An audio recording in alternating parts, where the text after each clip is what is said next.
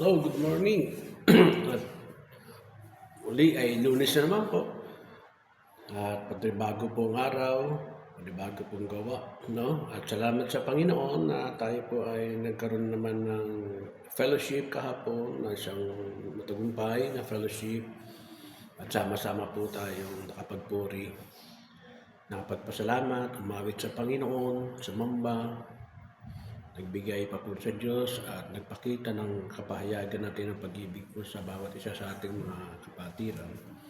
Napakagandang bagay po na binigyan tayo ng Panginoon ng isang lugar na tayo po ay patuloy pong nakapagbibigay kaliguran at pagsamba sa ating Diyos sama-sama.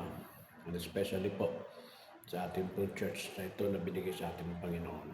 So patuloy naman natin panalangin ang church natin, ang mga member, at patuloy nga po na babigyan tayo ng patuloy na kagalakan, pagtatagumpay, pag-iingat, at patuloy na pagpapala na atin naman talagang kailangan natin sa bawat araw ng buhay natin.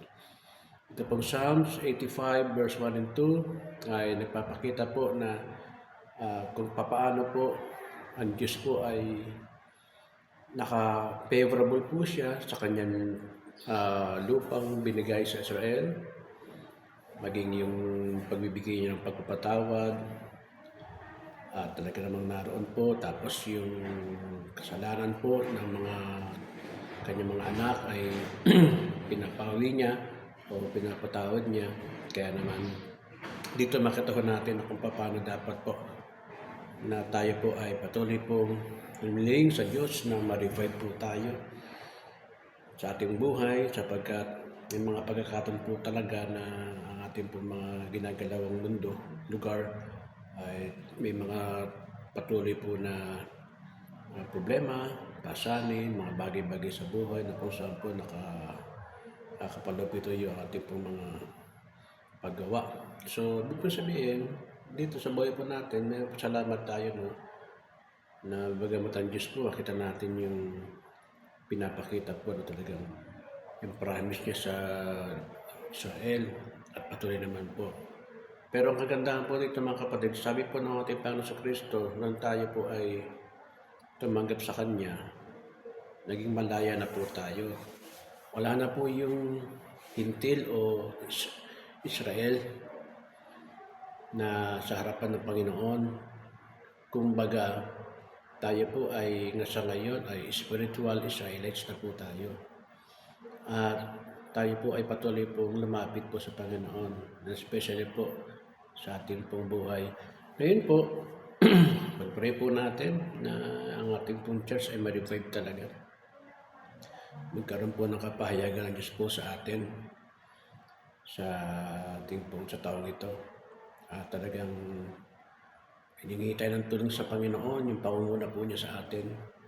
Kung paano ba mapangunahan, paano ba ang plano ng Diyos talaga sa church po natin, at talagang mahayag po ang patuloy na pangunguna, patuloy na kalooban po ng Diyos po para sa atin. Upang sa ganun, ang magagandahan nito, nakakasunod po tayo sa kalooban ng Panginoon.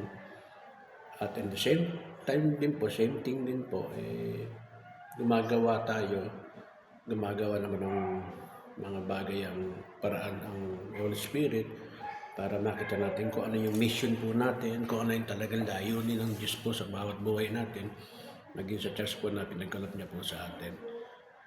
Hiling tayo every morning, every day, na ma-revive ang ating spiritual lagi.